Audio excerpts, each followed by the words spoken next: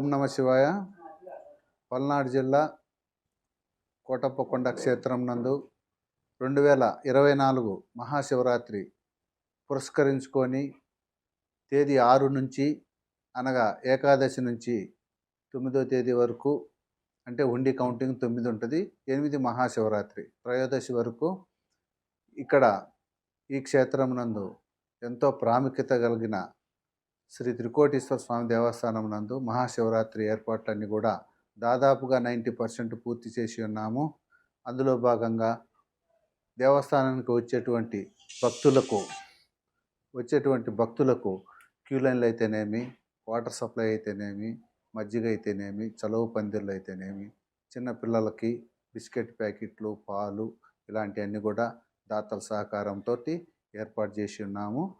అదేవిధంగా భక్తులకు ఎటువంటి అసౌకర్యం కలగకుండా ఉచిత దర్శనము, 100 రూపాయల దర్శనము, 200 రూపాయల దర్శనము, అభిషేకాలు చేసుకునే వారికి కూడా మూల విరాట్ దగ్గర కాకుండా వెనకమాల ప్రతి సంవత్సరము జరిగే విధంగా మా అభిషేక మండపాలలో అభిషేకాలు నిర్వహించడం జరుగుతున్నది.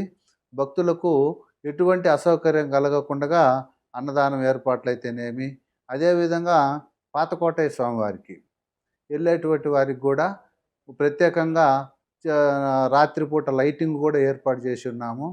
అదేవిధంగా కింద బొచ్చుకోటయ్య స్వామి నుంచి పై మెట్ల మార్గం వచ్చే వాళ్ళందరికీ కూడా శ్రీయుత కలెక్టర్ వారు, గౌరవ శాసనసభ్యులు డాక్టర్ గోపిరెడ్డి శ్రీనివాసరెడ్డి గారి సూచనల మేరకు మెట్లన్నీ రిపేర్ చేయించి, వాటర్ ట్యాంకులు అయితేనేమి అన్నీ, ఇప్పుడు నాగార్జున సాగర్ కెనాల్ నుంచి ఇప్పుడు వాటర్ కూడా రేపు ఎల్లుండో వస్తుంది, దాన్ని లిఫ్టింగ్ చేసుకోవడానికి కూడా రెండు 20 HP మోటార్ల ద్వారా మన చెరువుకు లిఫ్టింగ్ చేసుకోవటానికి, భక్తులకి స్నానాలకైతేమి వాళ్ళందరికీ త్రాగునీరు విషయంలో కానీ ఎటువంటి ఇబ్బంది లేకుండా ఏర్పాట్లన్నీ చేసి ఉన్నాము. అదేవిధంగా ప్రసాదాల విషయంలో గత సంవత్సరము దగ్గర 2 లక్షల లడ్లు, దాదాపు 80,000 అరిస ప్రసాదాలు విక్రయించడం జరిగింది. ఈ సంవత్సరం కూడా భక్తులు ఎక్కువగా వస్తారు అనే దృష్టితో 2.5 లక్షల లడ్డు ప్రసాదాలు, 1 లక్ష లడ్డు అరిస ప్రసాదం కూడా తయారు చేసి ఉన్నాము. ఎటువంటి ప్రసాదాల కొరతలు కూడా రాకుండా అన్ని ఏర్పాట్లు చేసి ఉన్నాము. అన్ని క్యూ లైన్లు అయితేనేమి ఎక్కడ అవాంతరీయ సంఘటనలు జరగకుండా పోలీసు, రెవెన్యూ, అదేవిధంగా ఆర్టీసీ వారు కూడా బస్ షెల్టర్ ఏర్పాటు చేసి భక్తులకు ఎటువంటి ఇబ్బంది లేకుండా ఫ్రీ విఐపి దర్శనాలకు వచ్చే వాళ్ళందరికీ కూడా ఉచిత బస్సులు కూడా ఏర్పాటు చేసి ఉన్నారు. ఈ సంవత్సరము శ్రీ త్రికోటేశ్వర స్వామి దేవస్థానం 2008 సంవత్సరం నుంచి రాష్ట్ర పండుగగా గుర్తింపు పొంది ఉన్నది. ఈ సంవత్సరము మా దేవాదాయ శాఖ కమిషనరు, మా యొక్క దేవాదాయ శాఖ మంత్రివర్యులు గౌరవనీయులు కొట్టి సత్యనారాయణ గారు, స్థానిక శాసనసభ్యులు గోపిరెడ్డి శ్రీనివాసరెడ్డి సార్ కృషి వల్ల ఈరోజు 30 లక్షలు గవర్నమెంట్ దేవాదాయ శాఖ నుంచి స్టేట్ ఫెస్టివల్ కింద అమౌంట్ రిలీజ్ చేసి ఉన్నారు. శ్రీ గురుభ్యో నమః. శ్రీ త్రికోటేశ్వర స్వామి వారి దేవస్థానం కోటప్పకొండ. గురవే సర్వలోకానాం భిషజే భవరోగిణాం నిధయే సర్వ విద్యానాం దక్షిణామూర్తయే నమః.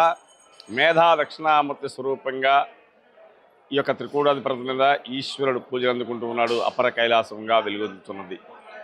అయితే రేపు వచ్చే శుక్రవారం రోజు 8వ తారీఖు మహాశివరాత్రి సందర్భంగా ఈ యొక్క జనం వచ్చే యొక్క భక్తుల రద్దీని దృష్టిలో పెట్టుకొని నిన్న ఆదివారం రోజు నుంచే అభిషేకాలు జనం ఎక్కువ రావడంతో అభిషేక మండపంలో అభిషేకాలు ఏర్పాటు చేశాము. అదే ప్రకారంగా అభిషేకం చేయించుకున్న భక్తులు ఆ టికెట్ మీద స్వామివారి దర్శనం చేసుకుంటూ ఉన్నారు. తర్వాత ప్రత్యేక దర్శనము, తర్వాత విఐపి దర్శనము, అదే ప్రకారంగా ఉచిత దర్శనాలు జరుగుతూ ఉన్నాయి.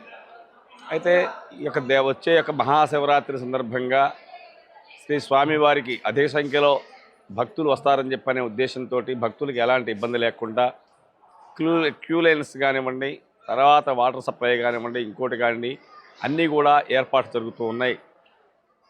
రెండోది మన ఏకాదశి దగ్గర నుంచి కూడా స్వామివారికి బిందె తీర్థంతో ప్రారంభమవుతుంది ఉత్సవము.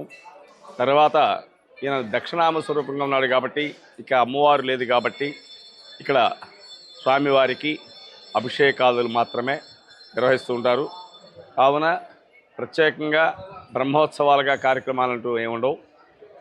స్వామివారికి ఈయన త్రికూట ఈశ్వరుడిగా ఈ యొక్క 3 కూటములుగా ఉన్న యొక్క పర్వతం మీద ఈశ్వరుడిగా ఉన్నాడు కాబట్టి త్రికూట ఈశ్వరుడు అని చెప్పిన నామధేయం వచ్చింది. దక్షయజ్ఞం అనంతరం ద్రాక్షాయణం అంతర్ధానం అయిన తర్వాత పరమేశ్వరుడికి వచ్చి తపస్సు చేసుకోవడానికి ఇక్కడ అమ్మవారి దేవాలయం ఉండదు. అయితే దక్షిణామ స్వరూపంగా ఉన్నాడు కాబట్టి దక్షిణామూర్తి అనగా స్వామివారికి 27 లీలలు ఉంటాయి. ఈ యొక్క 27 అవతారాల్లోకి వచ్చేటప్పటికీ 25వది దక్షిణామూర్తి యొక్క లీల. ఈ దక్షిణామూర్తి యొక్క లీలలో దేవతలకు ఋష్యాదులకు గురోపదేశం చేసిన యొక్క అవతారం. ఆ అవతారంతో ఇక్కడ వెలుగొందుతున్నాడు. అయితే ఇక్కడ శ్రీ స్వామివారిని దర్శించుకున్న పూజించిన భక్తులందరూ కూడా వారి కోరికలు తీర్చి కొంగు వంగారమై వెలుగొందుతున్నాడు. రెండోది మన పిల్లలకు కానివ్వండి మేధస్సు, బుద్ధి, ప్రజ్ఞ, బలము, ఆయుష్, గురుబలం బాగా ఉంటుంది కాబట్టి ప్రతి ఒక్కరు కూడా ఈ స్వామివారి దగ్గర మొన్న గతంలో సామూహిక అక్షరాభ్యాసాలు జరగడం నుండి సరస్వతి పూజ రోజున, రెండవది భీష్మ ఏకాదశి కానివ్వండి, రథసప్తమి రోజు కానివ్వండి ఇక్కడ ప్రత్యేక పూజలు నిర్వహించాము. అదే ప్రకారంగా శివరాత్రి అనంతం వరకు కూడా ఈ స్వామివారికి జరుగుతూ ఉంటాయి. స్వామివారికి మహాశివరాత్రి అనగా మహా అంటే చాలా గొప్పది యొక్క శివుని యొక్క రాత్రి కాబట్టి శివరాత్రి. ఈ మహాశివరాత్రి సందర్భంగా లింగోద్భవ కాలము అంటారు. అంటే మహాశివరాత్రి రోజు రాత్రి పూట బ్రాహ్మీ ముహూర్త సమయంలో ఆ యొక్క ఈశ్వరుడు లింగ రూపంగా ఉద్భవించిన రోజు లింగోద్భవ కాలము అంటారు. అయితే ఆ లింగోద్భవ కాలంలో స్వామివారికి ప్రత్యేక అభిషేకాదులు కూడా నిర్వహిస్తారు ఈ దేవస్థానంలో ప్రత్యేకతగా. కాబట్టి స్వామివారికి రెండోది భక్తులు భూలోకంలో ఆ పరమేశ్వరుడు లింగ రూపంగా ఉద్భవించబోతున్నాడని చెప్పిన ఉద్దేశంతో అందరూ కూడా స్వామివారి యొక్క రాక కోసం ఎదురు చూస్తూ జాగరణ చేసేవారు పూర్వం నుంచి కూడా. అయితే అప్పటి రోజుల్లో ఈ యొక్క హరికథా కాలక్షేపాలు కానివ్వండి, భరతనాట్యాలు కానివ్వండి, ఇదే ప్రకారం బుర్రకథలు కానివ్వండి, ఒక వీధి నాటకాలు కానివ్వండి జరుగుతుంది. రానున్న కాలంలో దాన్ని అభివృద్ధి చెంది ఈ రోజున ప్రభలు చాలా అధికంగా చాలా డబ్బు ఖర్చుతోటి వచ్చి ఆ స్వామివారికి జాగరణ చేసుకొని తర్వాత స్వామివారి వచ్చిన తర్వాత అభిషేకాదులు చేయించుకొని అదే ప్రకారంగా స్వామివారి దర్శనం చేసుకొని కృతార్థులు అవుతూ ఉంటారు. అది పూర్వం నుంచి వస్తున్న యొక్క ఆచారం. అయితే ఈ సంవత్సరం కూడా ప్రభలు అధికంగానే వచ్చే అవకాశాలు ఉన్నాయి. కాబట్టి ప్రతి ఒక్కరూ కూడా సందేహం లేకుండా ఎలాంటి ఇబ్బందులు కలగకుండా దేవస్థానం వారు ఏర్పాటు చేయడం జరిగింది, అన్ని డిపార్ట్మెంట్ల వారు కానీ ఉండగా. కాబట్టి అందరూ కూడా వచ్చి స్వామివారి దర్శనం చేసుకొని స్వామివారి కృప పాత్రలు కావాలని చెప్పని కోరుకుంటున్నాం. సిద్ధిగోడ స్వామి దేవస్థానం కోటకొండ ప్రధాన అర్చక అప్పయ్య గురుకులు నా పేరు. నమస్కారం.